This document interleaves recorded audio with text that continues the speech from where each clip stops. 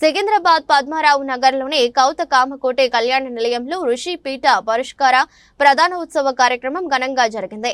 2024 సంవత్సరానికి ఆయుర్వేద వైద్య రంగంలో విశేష కృషితో పాటు సాహిత్య రచనలు చేస్తూ సమాజానికి ఆదర్శంగా నిలిచిన అల్లం రాజు గాయత్రీదేవికి పురస్కారాన్ని అందజేసి సన్మానించారు. కార్యక్రమానికి ముఖ్య అతిథిగా హైకోర్టు న్యాయమూర్తి కె లక్ష్మణ్, ఋషిపీఠం వ్యవస్థాపకులు షణ్ముఖ శర్మ తదితరులు హాజరయ్యారు. ఈ సందర్భంగా ఋషిపీఠ పురస్కార గ్రహీత గాయత్రీదేవి మాట్లాడుతూ ఈ పురస్కారం తనకు లభించడం గొప్ప సంతోషాన్ని, సంతృప్తిని కలిగించిందని అన్నారు. ఋషిపీఠంలో ఆయుర్వేద వైద్య అంశాలను రాయడం మూలంగా ఆయుర్వేదాన్ని అందరికీ అందించే అవకాశం తనకు లభించిందని అన్నారు. రాబోయే తరాలకు దృష్టిలో ఉంచుకొని ఆయుర్వేద వైద్యంలోని అనేక అంశాలను తయారుపరుస్తూ మరిన్ని గ్రంథాలను, రచనలను చేయనున్నట్లు తెలిపారు. ఆయుర్వేద వైద్యానికి సంబంధించి అనుభవం కలిగి ఉండటంతో పాటు సాహిత్య రచనలు చేసే సదవకాశం తనకు కల్పించడం పట్ల సంతోషం వ్యక్తం చేశారు.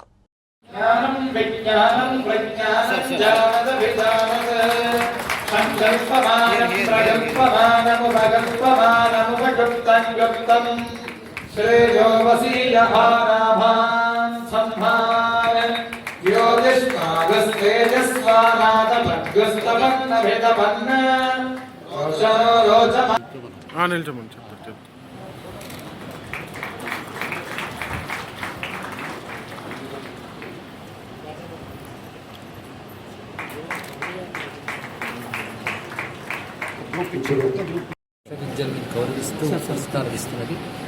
ఆ పురస్కారాల భాగంగా ఈరోజు ఆయుర్వేద విద్యలో విశేష కృషి చేసినటువంటి డాక్టర్ గాయత్రీదేవి గారిని ఋషిపీఠ పురస్కారంతో సన్మానించడం జరిగింది. ఇది ఆయుర్వేద విద్యకు చేసుకున్న గౌరవంగా మేము భావన చేస్తున్నాం.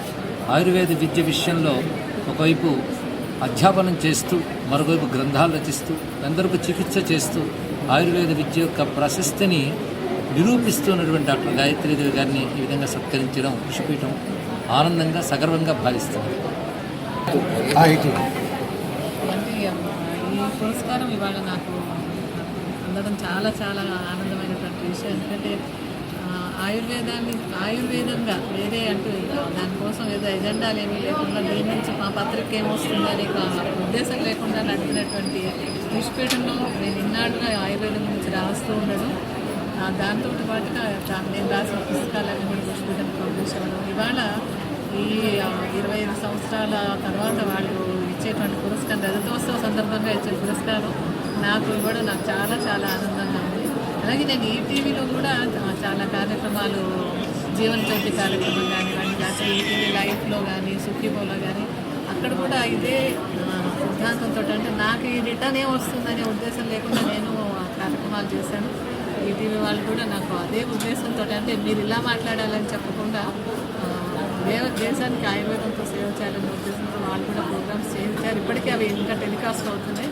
ఈ రెండు అంటే ఋషిపీఠంలో రాస్తూ ఉండడం, టీవీలోంచి చెప్తూ ఉండడం, ఆయుర్వేదాన్ని అందరికీ అందించే అవకాశం నాకు దొరికింది. ఆ అవకాశం సద్వినియోగం చేసుకున్నందుకు కానీ వాళ్ళు నాకు ఈ పురస్కారం లభించింది. దానికి కూడా నేను చాలా సంతోషపడుతున్నాను. మేడం, భవిష్యత్తులో ఎలాంటి రచనలు చేయబోతున్నారు? అంటే ఇప్పుడు ఇంకా నేను ఆయుర్వేద గ్రంథాల్లో పెద్ద గ్రంథాలకి, అంటే ఇంతకుముందు అన్ని చిన్న చిన్నవి రాస్తూ వచ్చాను. ఇప్పుడు ముఖ్యమైనటువంటి గ్రంథాల రచన చరక సంహిత అయింది, ఇప్పుడు సృష్టి సంహిత రాయడం కూడా పూర్తయింది. తర్వాత అష్టాంగ హృదయం, అది ఇంకొక ఆయుర్వేద గ్రంథం, ప్రాచీన గ్రంథం, ప్రామాణిక గ్రంథాలు అన్నమాట. ఇవన్నీ ఇప్పుడు ఈరోజు ఉండేటువంటి ఆయుర్వేద విద్యార్థులు చదువుకుని అనువుగా ఉండేలాగా దాన్ని రీఆర్గనైజ్ చేసి రాసే పని కొనసాగిస్తున్నాం. ఇంకా ఇప్పుడు రాస్తున్న అష్టాంగ హృదయం పూర్తవడానికి కూడా మళ్ళీ నాకు 2-3 సంవత్సరాలు పడుతుంది టైం పూర్తి చేయడానికి. అలాగే ఇంకా ఋషిపీఠంలో కూడా నేను ఆయుర్వేదం మీద రాస్తున్నటువంటి ఉన్నాయి. ఆయుర్వేదము యోగా కలిపి ఏ విధంగా జనం ఆరోగ్యంగా ఉండడానికి ఉపయోగపడుతుంది, ఏదైనా అనారోగ్యాలు వచ్చినా సరే తేలికగా ఆయుర్వేదము యోగాతో ఇంటి దగ్గరే వాళ్ళ పరిష్కారం చేస్తున్నారు.